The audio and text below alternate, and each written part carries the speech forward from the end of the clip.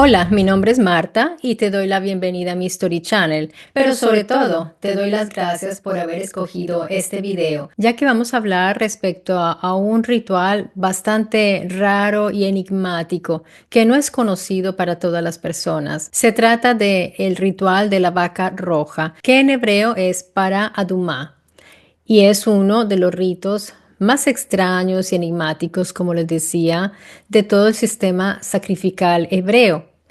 Y además hoy está en el centro de debates políticos, sobre todo recientemente. Y es que a nivel mundial nos llegan tantas noticias y noticias importantes que las otras se van quedando en los estratos más bajos hasta que ya de pronto no nos llegan las notificaciones y pasa como tendencia en YouTube. Pero esto estuvo como tendencia un tiempo aquí en esta plataforma.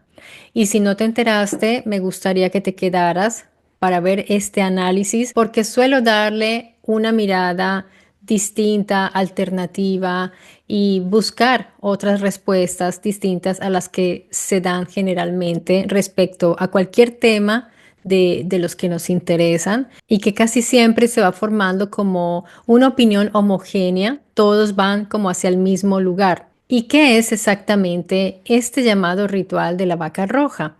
La única descripción detallada que tenemos se encuentra en Números capítulo 19 y les voy a resumir en qué consiste. Se sacrifica una vaca roja. Esta vaca debe ser una vaca completamente roja, sin defectos físicos, sin un pelo de otro color, blanco o negro, sin manchas, y nunca debe haber llevado un yugo, cosa bastante particular por el contexto histórico y el lugar de esta historia. Además, se sacrificaba fuera del campamento frente al santuario, seguramente como medida sanitaria también. El sacerdote debía rociar su sangre 7 veces hacia la entrada de la tienda de reunión. Ahora bien, como vamos a analizar esto bajo el punto de vista que yo les suelo traer al canal, que son puntos de vista no teológicos, y ya les he explicado que la ritualidad es importante como un método, es un método y Yahvé sabía muy bien cómo depositar en la mente de estas personas mediante el ritual. Es una pedagogía y también es un modo de memorizar y ustedes se darán cuenta que en nuestra vida cotidiana los rituales, perdón, son importantes. Así que aquí vemos tanto el rito como la ritualidad. La repetición es una ritualidad.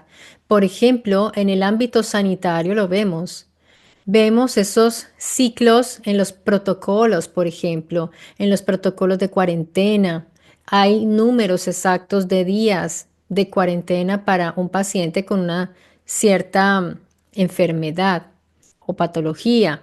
Están las repeticiones, cuando hacemos curaciones se le da la indicación a la enfermera. ¿Cuántas veces al día? Todo esto no tiene nada que ver con un discurso espiritual o teológico. Están las calibraciones, las medidas del tiempo, las medidas de las dosificaciones, la cantidad de aplicaciones. Y aquí tenemos 7 veces.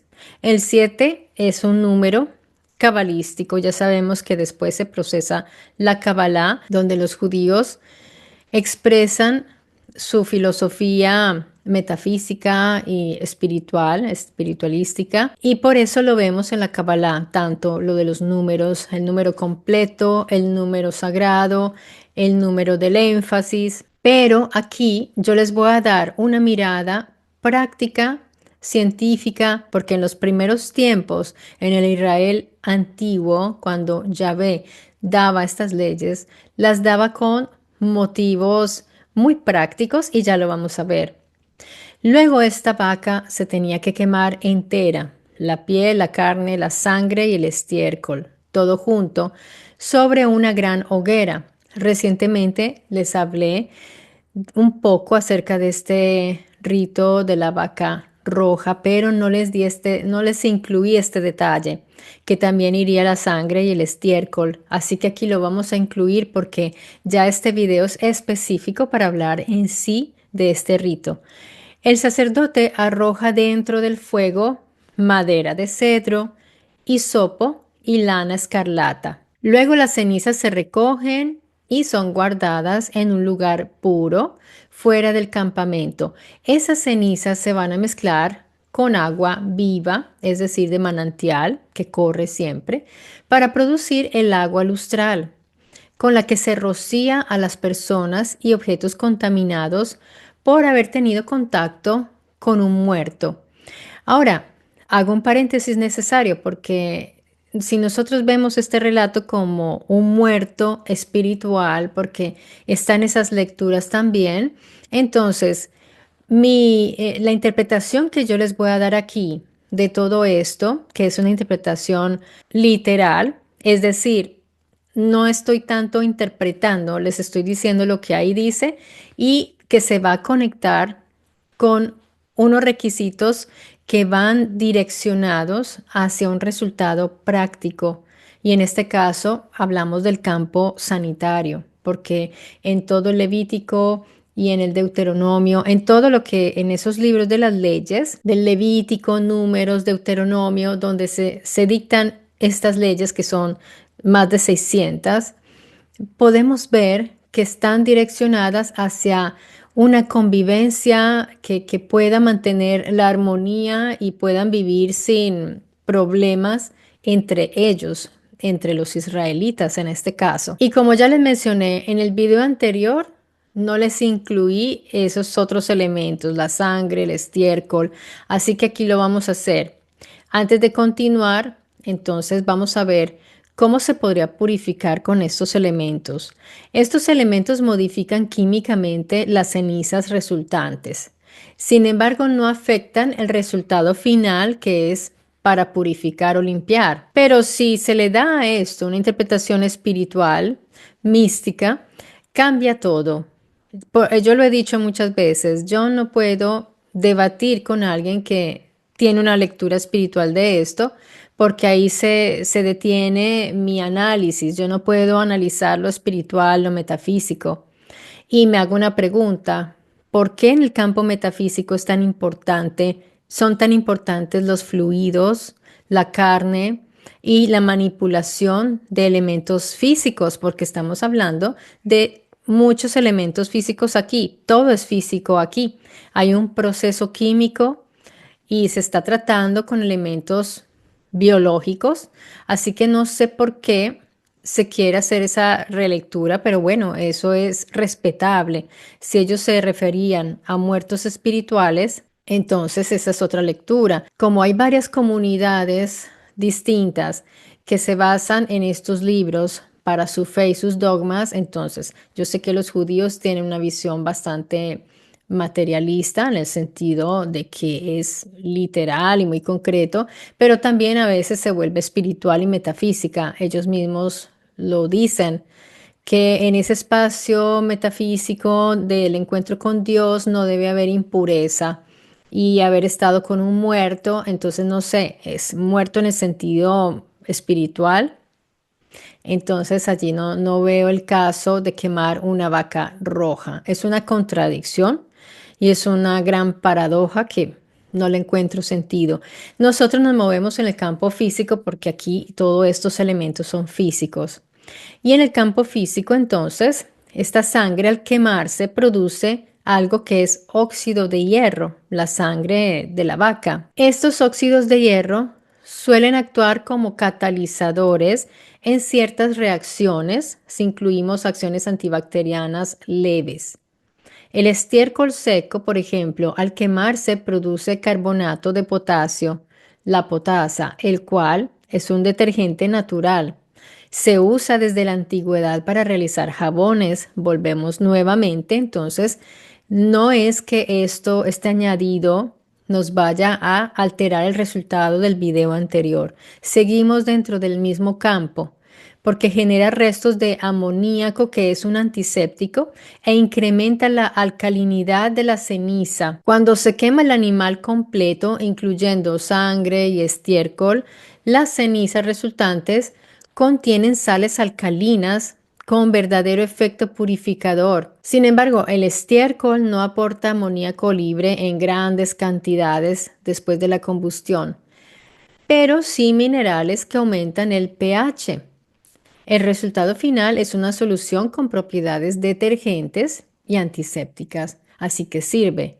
Entonces nos podremos dar cuenta que lo que ordenaba Yahvé tenía sentido, no era algo que fuera caprichoso o simplemente simbólico. Esto es riguroso y es científicamente correcto y no cae ni siquiera en exageraciones. Así que amigos, yo quisiera que nos concientizáramos en lo siguiente.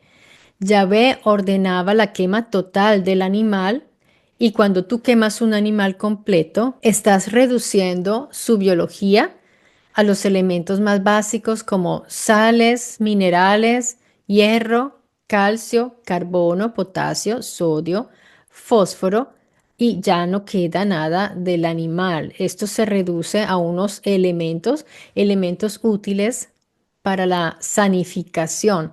En los escritos lo vemos como purificación, porque la purificación suena más elevado, suena como algo más trascendental. Pero si estamos en un hospital, no van a decir tal vez purifíqueme los instrumentos, pero le van a decir sanifíquelos, desinféctelos. Eso se llama la esterilización. Es exactamente igual. Así que mezclados estos elementos con cedro, hisopo y lana escarlata, como indicaba Yahvé en estos requisitos, todos estos elementos con propiedades químicas reales, aceites, resinas, compuestos aromáticos antimicrobianos, van a actuar a favor de esa sanificación. Al añadir agua viva, la Majim Hajim, agua de manantial en movimiento, que es rica en minerales y está oxigenada, vamos a obtener una solución antiséptica alcalina, mineralizada, capaz de detener esa putrefacción del cadáver y de neutralizar impurezas orgánicas. Si nos bañamos con eso, nos vamos a limpiar simplemente. El resultado está escrito en el texto. El contaminado queda purificado al ser rociado. Pero aquí hay algo interesante, queridos amigos, que no vamos a ignorar, porque hay una supuesta paradoja, porque el texto mismo dice que quien manipula esta vaca y las cenizas queda impuro hasta la tarde. Esto está en Números 19, 7 al 10. En la tradición judía, esta mitzvah se considera el ejemplo clásico de Hok, es decir, mandamiento cuya razón es inaccesible a la lógica humana. Cuando decimos, de pronto en el catolicismo lo que se escucha son los misterios de Dios. Para ellos es la lógica humana no puede acceder a las razones de Dios. ¿Por qué Él pide esto?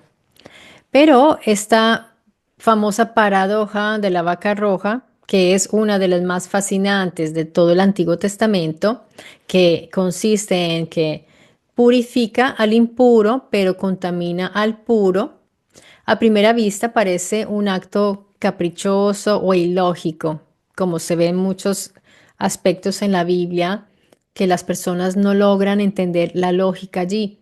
Pero si nosotros observamos estos ritos como con esa mirada que yo les estoy aquí enseñando en este canal, que es una mirada religiosa, una mirada totalmente imparcial de estos textos y es más bien literal, entonces van a ver que ninguno de estos requisitos son caprichosos o sin sentido.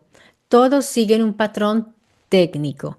Y recordemos que eran los Cohen o lo que nosotros traducimos como sacerdote, eran los especialistas, los que sabían, los que tenían la delantera, los que conocían y sabían esas técnicas para poder atender a los Elohim, siempre y cuando dejemos a un lado lo simbólico y lo tomemos como un lenguaje más bien técnico. En el lenguaje moderno, ¿esto qué sería? Sería el paciente se cura y el médico se expone. Y esto lo vemos, por ejemplo, si hay una pandemia, si hay una epidemia. Los médicos tratan de protegerse el máximo posible y son los que están poniendo su vida en riesgo cuando curan, porque se exponen, y esto es en todo, en cualquier tipo de tratamiento, no solamente en epidemias. Ningún hospital ve esto como una extraña paradoja. En realidad es natural, porque es el orden natural de cualquier proceso de purificación. El médico tiene contacto con la enfermedad, con el enfermo, o inclusive cuando hace una operación, este médico que hace después va y se lava. Ellos tienen su lavamanos con agüita corriente, porque hoy día tenemos la facilidad de abrir una llave y que el agua corra. En el antiguo Israel tenían que buscar seguramente un manantial con agua que corría, y por eso era importante que él, que Yahvé, fuera muy específico en decirles dónde buscar el agua, no en una no agua estañante, sino agua corriente que corría. Entonces los médicos se desinfectan porque han manipulado impurezas y han estado en contacto con posibles enfermedades, virus, bacterias, etcétera, etcétera. Esa es la rutina de un médico o de un enfermero, y es exactamente lo que los sacerdotes tenían que hacer. Por ejemplo, ¿qué dicen los expertos biblistas, los exégetas? Clauans decía, él lo interpretaba como una transferencia del riesgo. Interesante, porque aquí hablamos de transferencia del riesgo, no estamos hablando de impureza o de pecado. La transferencia del riesgo, porque el operador absorbe el riesgo temporal, tal como lo haría un médico. El operador sería el sacerdote. Para Mary Douglas, los sistemas de pureza bíblicos funcionan igual que los protocolos sanitarios tradicionales. Quien manipula agentes peligrosos se contamina primero, pero luego se limpia. Exactamente lo que yo les acabo de decir. Así que se darán cuenta que estos especialistas que les acabo de decir, exégetas, pues están apoyándome en lo que yo les estoy diciendo aquí, no solo en este video, sino en muchos otros, que en realidad se trata de un patrón técnico que vemos respecto a esto de la famosa purificación, ritos de purificación. Es más bien un patrón técnico de limpieza o de sanificación. Bien, ahora me gustaría pasar a una fase distinta de esta investigación. Es interesante saber si este rito ha tenido continuidad o se detuvo con el tiempo.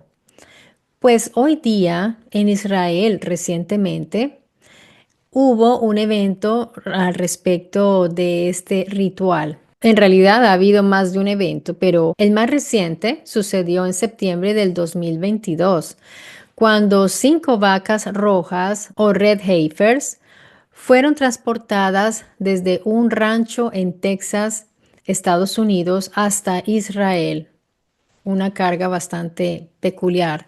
Según el artículo de The Temple Institute publicado en The Jerusalem Post, Five Perfectly Red Heifers, ahí está en inglés, dice que 5 vacas rojas perfectamente, o sea, perfectas, fueron llevadas porque eran requeridas para el ritual de purificación y llegaron a Israel desde un rancho en Texas el 20 de septiembre del 2022.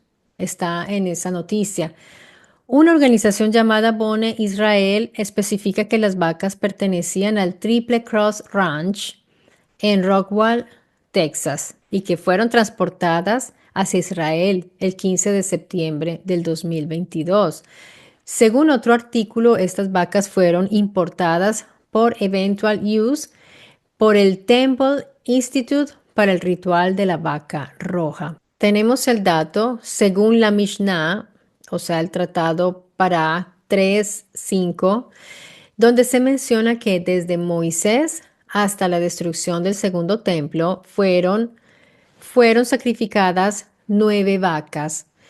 Es decir, que hoy se está esperando la décima vaca, el ritual, el rito de la décima vaca.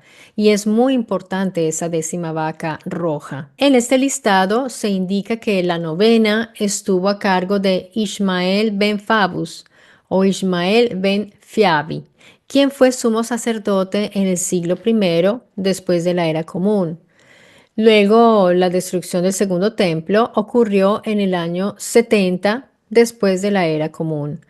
Lo que no se sabe o lo que no está claro es que haya un registro histórico que precise el año o la circunstancia exacta del sacrificio de esta novena vaca. Tampoco está confirmado que haya sido la última antes del exilio ritual, ni se documenta su ubicación precisa. El texto rabínico habla en términos generales hasta la destrucción del templo, o sea, no sabemos si pudo haber otra vaca, pero según la tradición nunca más se había sacrificado otra vaca.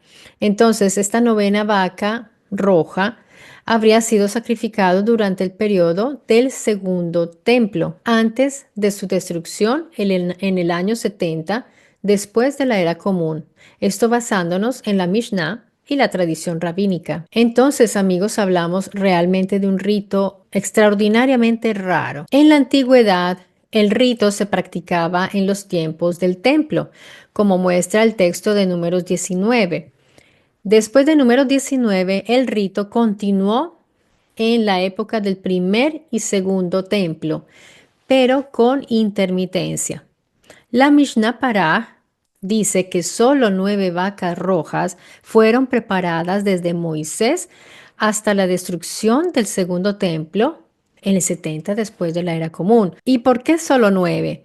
Podemos deducir esto porque era un rito rarísimo y además se mantenían reservas de cenizas durante generaciones, o sea que era muy rara vez porque es raro encontrar una vaca con esas características, lógicamente. Requería un animal casi imposible de encontrar. Así que el rito se hacía cada muchos siglos, no cada año. Recordemos que desde el 70 de la era común no había más templo. Entonces el rito de la vaca roja solo puede hacerse si existe lo siguiente: un sumo sacerdote legítimo, un espacio sagrado designado, un altar, una línea sacerdotal pura y un campamento ritual con límites de pureza. Después de la destrucción del templo, el ritual quedó totalmente suspendido. No se ha practicado de manera válida durante casi 2000 años. Y el judaísmo rabínico lo dejó como teoría, pero ha mantenido el tratado Pará esperando un futuro templo. Y aquí esto se vuelve muy interesante. Pero antes de continuar hasta llegar a nuestros días, vamos a ver cuál fue el origen de esa idea del ritual como la ven actualmente los judíos. Tenemos el texto clave que es Números 19, 1 al 2, donde leemos: y Yahvé habló a Moisés y a Aarón diciendo: esta es la ley ritual, Jucat ha-Torah, que Yahvé ha ordenado, diciendo. Pero luego tenemos la cita de Maimónides, donde aparece la idea de la décima vaca roja. Esto sucede en el siglo XII, aproximadamente entre el 1170 y 1180. Maimónides escribió esa sección después de completar su monumental Mishneh Torah, o sea, organizar todas las leyes judías y sistemar los rituales del templo, aunque el templo ya no existía. Según la tradición judía, Moisés es el autor de la Torá. La Torá completa le fue dictada por Yahvé. Esto para hacer un pequeño repaso. Se la dictó cara a cara a Moisés. La Mishneh Torah de Maimónides, en cambio, pues no es la Torá original. Es un código de leyes que organiza toda la ley judía, es decir, la Torá escrita y oral. Tenemos este debate rabínico, que son normas del templo, normas éticas, rituales, civiles y filosóficas. Y las leyes, interpretaciones y añadidos de Maimónides, o sea, la Torá de la época medieval, llamada la Mishneh Torah.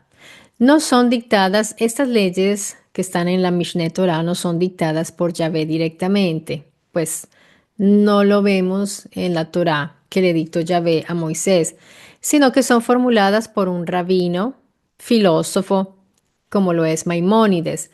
Su propósito es ordenar, codificar y simplificar toda la tradición judía. Es importante aclarar que la frase, abro comillas, la 10ª vaca roja será preparada por el rey Mesías, cierro comillas, no aparece en la Torá que dictó Yahvé. No fue dicho por Yahvé. Esto es una construcción rabínica del siglo XII. Y es importante tener esto claro.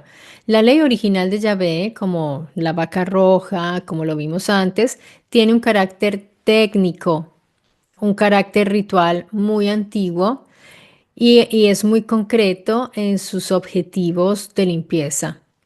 Maimónides, en cambio, reinterpretó lo antiguo y añadió elementos nuevos que no estaban en la Torá original. Esta idea de las 9 vacas más una 10ª mesiánica sí es nueva y esto viene de Maimónides.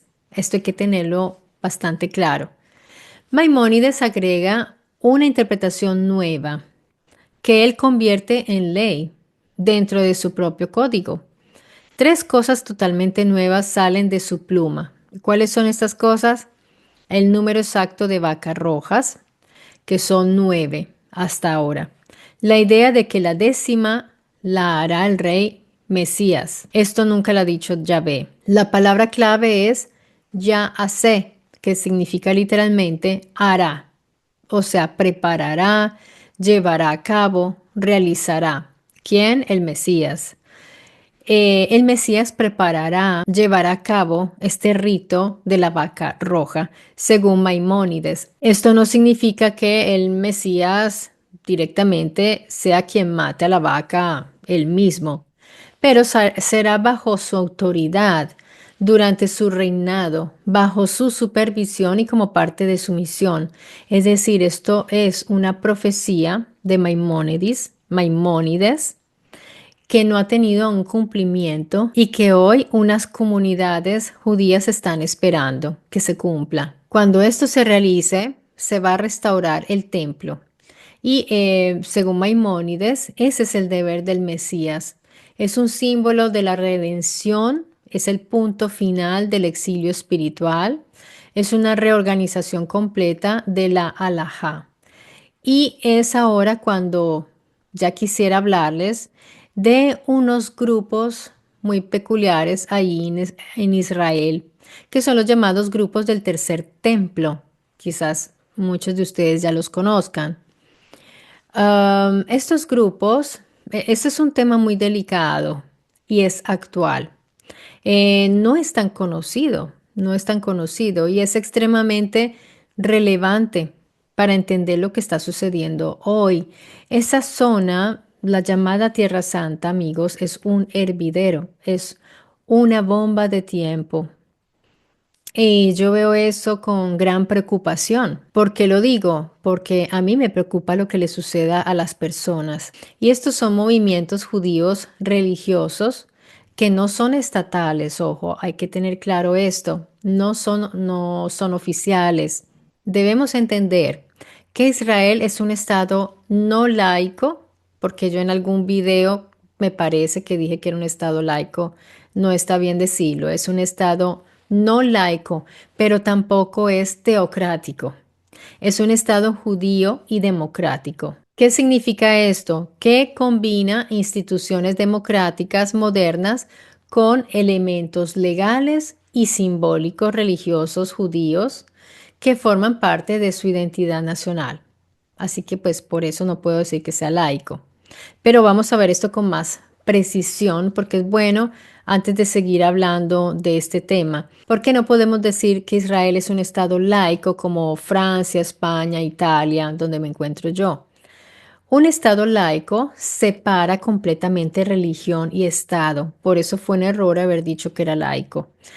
En Israel, en cambio, el matrimonio y el divorcio están controlados por la ley religiosa judía, es decir, la halajá. El Gran Rabinato es una institución estatal. Hay exenciones religiosas en el servicio militar, la Haredim. El Shabbat afecta transporte y comercio. La ley del retorno define ciudadanía basada en identidad judía. Y hay símbolos nacionales que son religiosos, como la estrella de David, que lo vemos claramente en su bandera, la menorá. Entonces, esto no ocurre en un estado laico, queridos amigos, así que Israel no es un estado laico, pero tampoco podemos decir que es un estado religioso como Irán, o sea, no es teocrático, porque Israel no está gobernado por sacerdotes ni por rabinos, en este momento al menos. Tampoco las leyes religiosas son obligatorias para todos. No hay tribunales religiosos con competencia total. Tampoco hay una moral religiosa impuesta por el Estado. Eso no es así.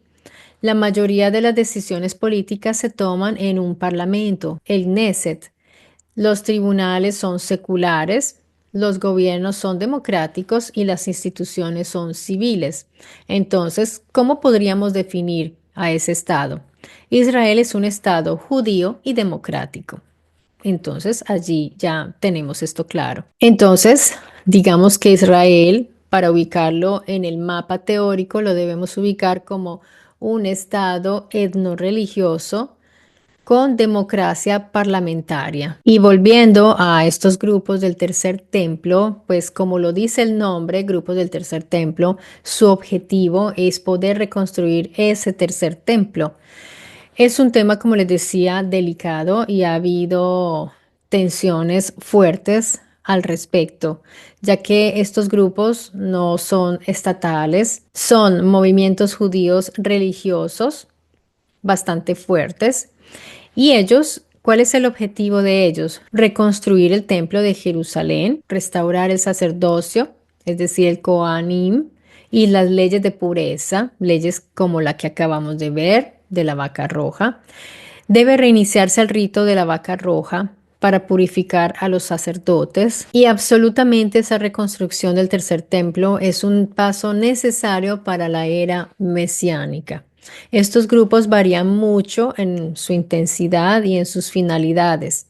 Hay varios grupos, pero quizás quisiera hablarles de uno en particular. Está, por ejemplo, el Mahon HaMikdash. Espero haberlo pronunciado bien. Pido disculpas si no fue así, pero fueron ellos los que participan en esta importación de las vacas rojas desde Texas. ¿Qué sucedió?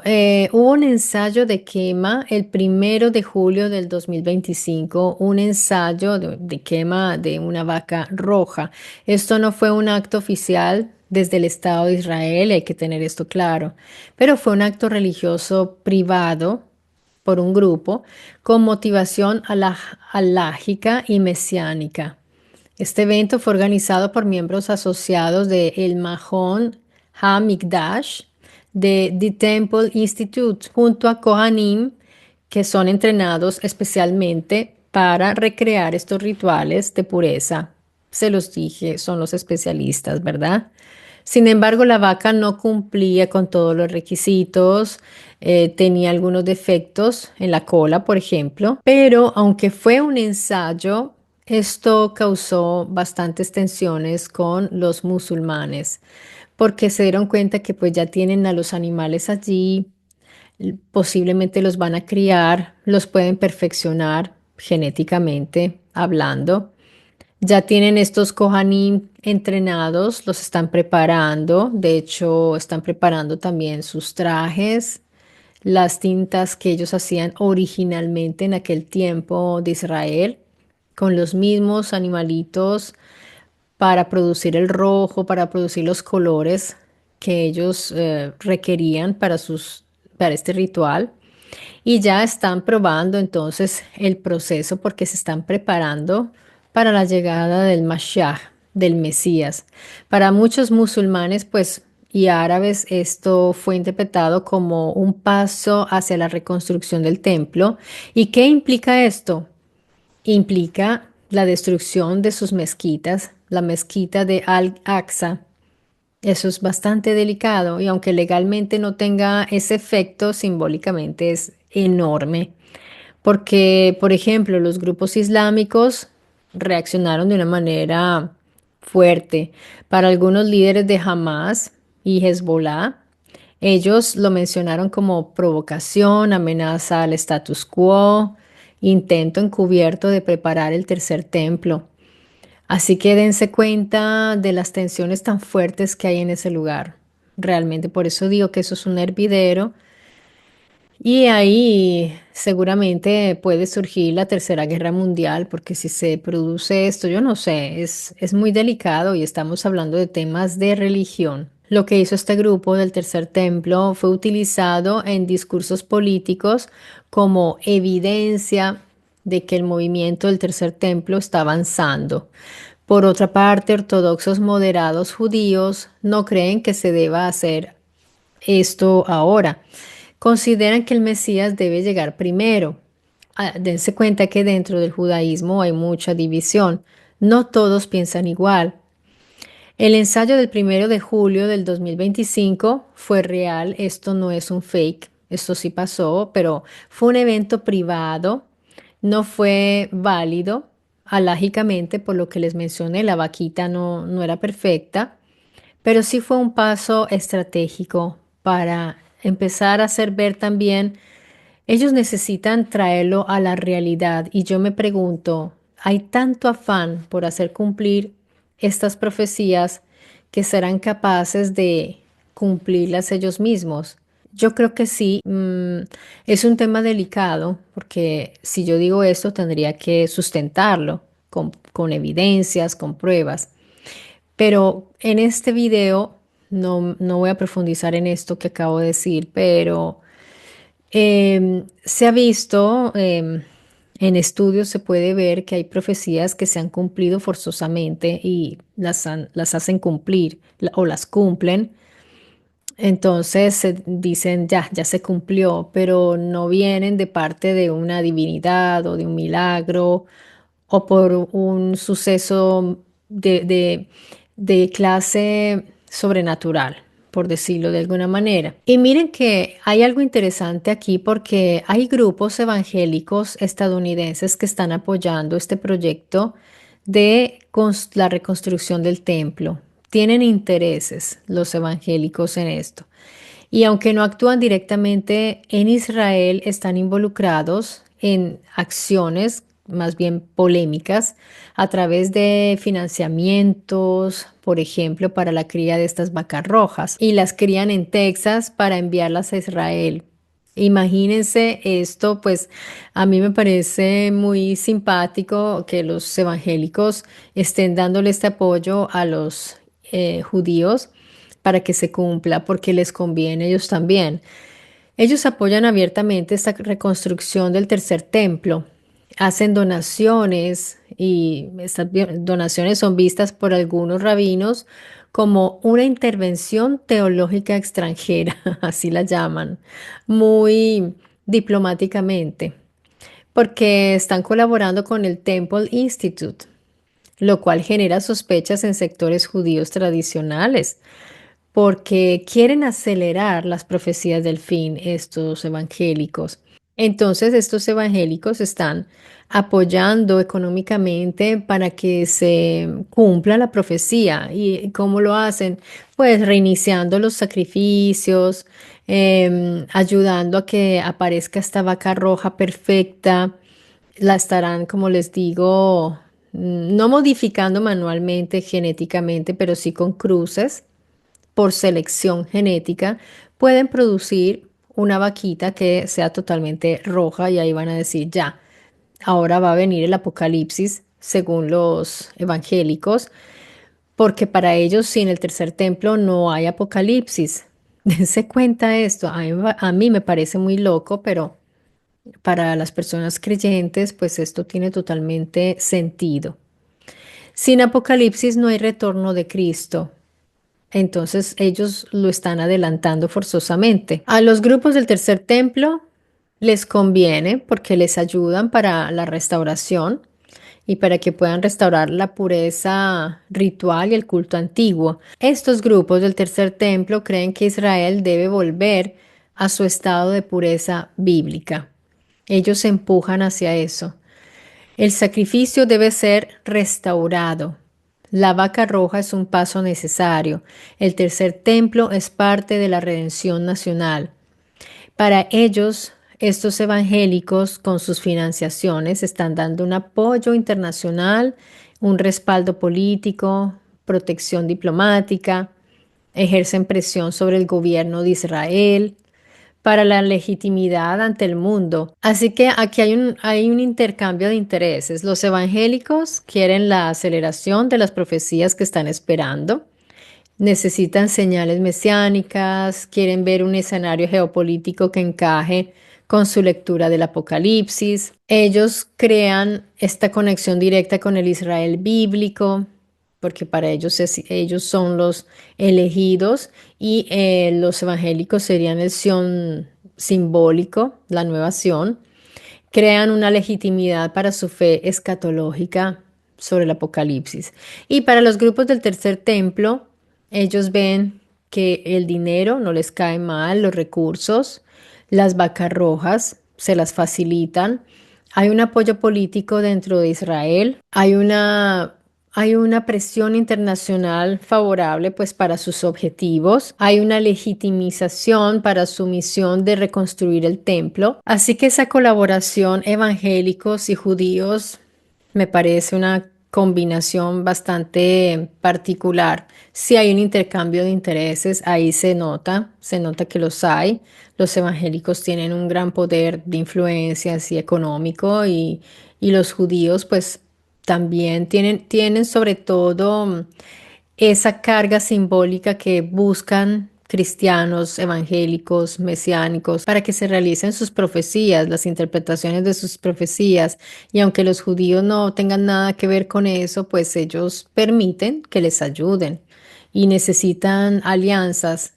Eso se ha notado mucho más ahora con la situación de lo que ha sucedido en Gaza. Las alianzas son importantes, los apoyos son importantes. Ellos han sentido particularmente que mucha gente los atacó, que les dio la espalda. Y yo he notado que los discursos de cada grupo, sea político, religioso, ideológico, se están radicalizando últimamente. Se necesitan posiciones claras, o tú eres mi amigo o tú eres mi enemigo. Es decir, por ejemplo, yo en mi situación particular, que no doy apoyo ni le hago barra a ninguna religión, a ningún credo, a ninguna ideología, me doy cuenta que sería enemiga precisamente para todos, porque todos exigen que tú demuestres que estás de su parte.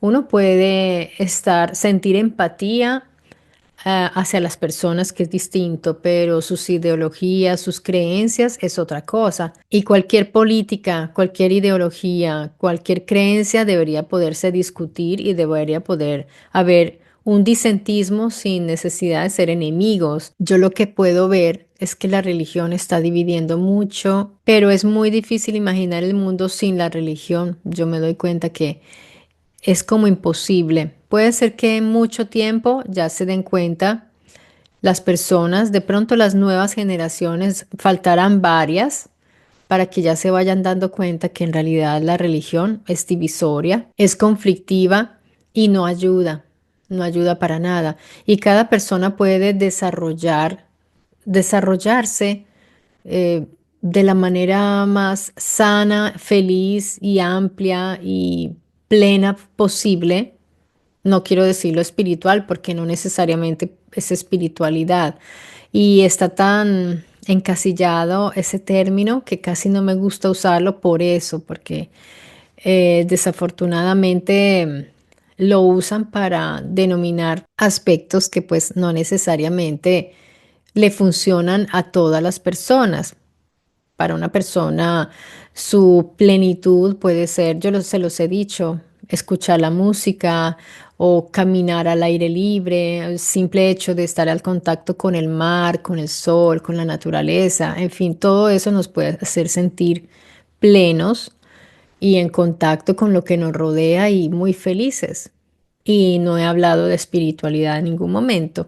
Y desafortunadamente la espiritualidad está muy conectada a la religiosidad, a las creencias, de manera que no, yo veo que se está haciendo mucho daño a la gente con sus creencias, sean creencias hasta creencias hacia un líder político o un líder religioso, idolatría de cualquier tipo, porque ahorita hay idolatría en todo. Las personas se vuelven idólatras de sus propias ideas, de modo que ya no se puede criticar ni siquiera lo que piensan las personas, porque somos sus enemigos, somos vistos como un agente enemigo. Es fuerte lo que está sucediendo, amigos. Debería haber más apertura hacia los diálogos, debería haber más apertura hacia el disentismo, hacia pensar distinto. Y lo que yo les traigo al canal siempre va a tener una mirada distinta porque no se trata de llevar el contrario simplemente por terquedad, sino de que se den cuenta de que lo que siempre nos han leído como simbólico o espiritual, metafísico, en realidad no ha sido así o no necesariamente es así. En realidad lo que Yahvé les indicaba a los israelitas los protegía de enfermedades, de infecciones, era eso. Ya después, toda esa carga simbólica, metafísica, espiritual, filosófica, religiosa que le han puesto, pues es porque a la gente le encanta y porque lo necesitan para formar sus llamadas religiones, que son las que hoy día están causando muchos problemas. Y por ahora, amigos, les mando un gran abrazo. Espero leer sus comentarios, sus opiniones, que son bastante valiosas y aportan muchísimo al canal. Cuídense mucho y hasta pronto.